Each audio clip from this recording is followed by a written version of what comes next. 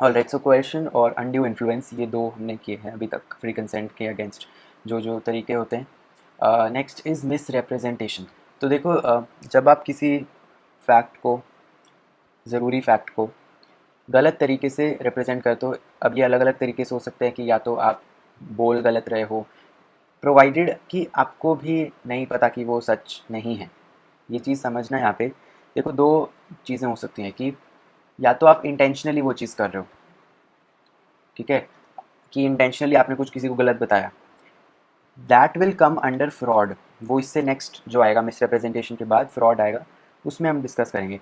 अभी हम बात कर रहे हैं अनइंटेंशनली, बाय मिस्टेक बोल लो। अब यूजुअली बाय मिस्टेक वर्ड जो हम लिख सकते हैं, बट क्योंकि अगर आपको याद हो फिफ्थ जो है वो मिस्टेक है, मिसरिप्रेजेंटेशन, फ्रॉड, देन मिस्टेक। तो आप ट्राई करना कि मिसरिप्रेजेंटेशन में बाय मिस्टेक वर्ड ना यूज़ करके अनइंटेंशनल वर्ड यूज़ कर लो। ये जस्ट एक मेरा टिप मान लो कि just try to not use the word by mistake in misrepresentation, but है ये यही कि गलती से बस बिना किसी इंटेंशन के कि हाँ मेरे को फ्रॉड करना है, बिना किसी उस चीज़ के आपने बस हो गई। अगर इनोसेंट, इनोसेंट वर्ड भी आप यूज़ कर सकते हो। इनोसेंटली आपने कुछ गलत किसी चीज़ को बता दिया। अब यहाँ अलग अलग चीज़ आएगा, सिर्फ ये नहीं आएगा, देखते हैं क्या क्या है। देखो डेफिनेशन की अकॉर्डिंग टू सेक्शन दे, misrepresentation means and includes, first is positive assertion. Positive assertion का मतलब आप कोई असर्टिव, बेसिकली कोई फैक्चुअल चीज़ किसी को बता रहे हो और आप भी उस चीज़ में बिलीव करते हो, मतलब आपको ऐसा लगता है और वही आपने बता दिया उसको, बट एक्चुअल में वो सही नहीं निकलता। यहाँ पे एग्जाम्पल है कि किसी को आपने मान लो अपनी गाड़ी बेचनी है, उसने आप उसको आपने बताया कि ये गाड़ी की जो माइलेज है वो 18 किलोमीटर पर आवर की है, सॉरी 18 किलोमीटर पर लीटर चलती है, बट एक्चुअल में वो 10 की माइलेज देती है। सो यहाँ मिसरिप्रेजेंटेशन तब है जब आपको भी लगा था कि 18 की देती है। अगर आपको पता था कि 10 की देती है फिर भी आपने 18 बोला, वो तो फ्रॉड में आ जाएगा। नेक्स्ट जो हम करेंगे, अभी हम कर रहे हैं मिसरिप्रेजेंटेशन जहाँ पे मुझे भी यही लगा कि वो 18 की ही देती है, इसलिए मैंने 18 बोला। तो मिस रिप्रेजेंटेशन यहाँ पे पॉजिटिव असर्शन वाला हुआ कि कोई ज़रूरी चीज़ जो आपको भी you believe it to be true and hence you told the other person that this is a fact, fact बना के आपने बोला, that will come under positive assertion. अब यहाँ पे एक चीज़ ध्यान रखो कि हम फैक्ट्स की बात कर रहे हैं। अगर कोई मैं ओपिनियन दे रहा हूँ, ये वैसे आगे भी आएगा कि ओपिनियन देना इज़ नॉट दैट, मतलब अगर मैं बोल रहा हूँ हाँ ये घर खरीद लो, ये घर बहुत अच्छी है, या मान लो कि जैसे गाड़ी ही बेच रहा हूँ मैं यहाँ पे और मैंने बोला हाँ हाँ खरीदो क्योंकि गाड़ी अच्छी है, चलेगी, that is not a fact जो आप बता रहे हो। ये बस एक जनरल स्टेटमेंट, एक ओपिनियन आपने दिया कि हाँ ले लो गाड़ी अच्छी है। That is not you know a fact जिसको आप बोलो कि हाँ मिस रिप्रेजेंट किया बाद में वो अच्छी, बिकॉज अच्छी का क्या डेफिनेशन है ना। तो वो तो सब बोलेंगे कि हाँ अच्छी है ले लो। So that is just an opinion, वहाँ पे कोई ये नहीं बोल सकता आपको कि आपने मिस रिप्रेजेंटेशन दिया। हाँ अगर मैं बोलूँ कि इसका सर्टेन पर्टिकुलर चीज़ कि हाँ ये अच्छा है, अच्छे से वर्क करता है, इसका ये है वो, एंड देन वो गलत निकले, वो मिस रिप्रेजेंटेशन हुआ है ना। यानी हम फैक्ट्स की बात करते हैं कि हाँ कोई फैक्ट आपने कुछ गलत बताया या उसका मिस रिप्रेजेंटेशन किया, that is miss representation. Opinion की बात यहाँ नहीं है। Next is breach of duty. जैसे ब्रीच ऑफ कॉन्ट्रैक्ट होता है वैसे ही अगर कोई अपनी ड्यूटी से पीछे हट रहा है, that is breach of duty. अब कौन सी ड्यूटी, देखो मान लो कोई चीज़ है आप बेच रहे हो, उसको रिलेटेड आपने बेचते टाइम कोई चीज़ बताई उसको कि ये इसका ऐसे है, बट कुछ दिनों बाद, जब तक अभी बेचा नहीं है उसको, कुछ दिनों बाद उसका वो चीज़ चेंज होकर कुछ और हो गया, तो आपको बताना चाहिए था ना उसको कि हाँ अब ये इसका ऐसे नहीं, अब ऐसे। तो that is your duty to tell. So this we call a supervening falsification, कि मतलब पहले जो है वो अब ट्रू ना होके कुछ और, वो चीज़ फॉल्स हो चुकी है पहले वाली।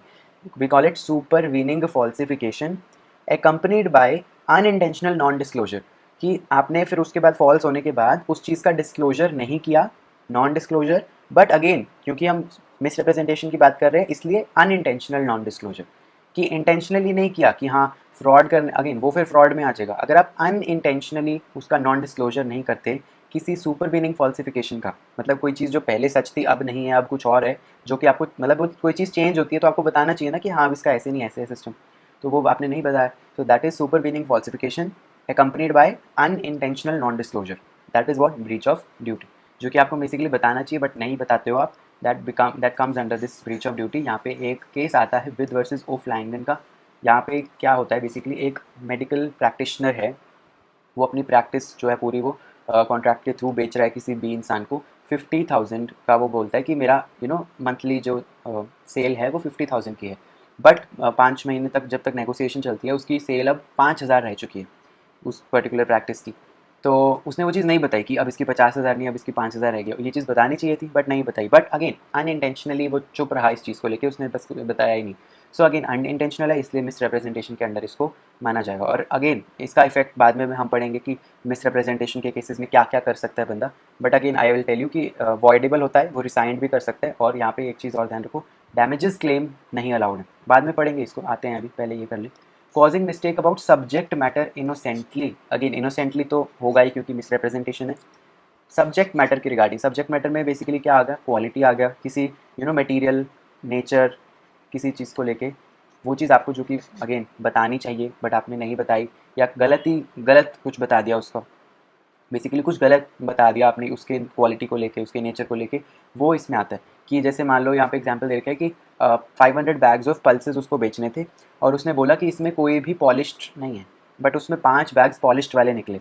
तो फिर अगेन ये मिसरिप्रेजेंटेशन है क्योंकि आपने उसकी क्वालिटी या उसके नेचर को लेके एक चीज़ जो है मिस्टेक करी, that is again subject matter वाली उसमें बात आ गई। देन बेसिकली कंक्लूजन यहाँ दे रखा है कि कोई मटीरियल फैक्ट के बारे में इनोसेंटली आप रॉन्ग रिप्रेजेंटेशन करते हो, दैट इज मिसरिप्रेजेंटेशन। ऑल्सो एक और चीज़ यहाँ पे, instrumental in inducing the other party, यानी कि कोई ऐसी चीज़ होनी चाहिए जो एक्चुअल में उसके डिसीजन को इम्पैक्ट करती है, कि वो चीज़ इंपॉर्टेंट है उसके डिसीजन में कि हाँ मुझे इस कॉन्ट्रैक्ट में एंटर करना है या नहीं करना है। अगर एम ही फालतू सी कोई चीज़ है जो कि ज़्यादा मैटर नहीं करती तो फिर वो नहीं माना जाएगा यहाँ पे, ठीक है। तो ये चीज़ ध्यान रखना। अब हम मेन चीज़ पे आते हैं, that is effect of misrepresentation. कि भैया ठीक है मिसरिप्रेजेंटेशन हो गया, तो अब क्या कर सकते हैं दो पार्टीज़ जो थी, अब वो क्या क्या कर सकती हैं। देखो अगेन मैंने हमेशा बोला फ्री कंसेंट में जो कॉन्ट्रैक्ट होता है वो वॉइडेबल होता है at the option of one party.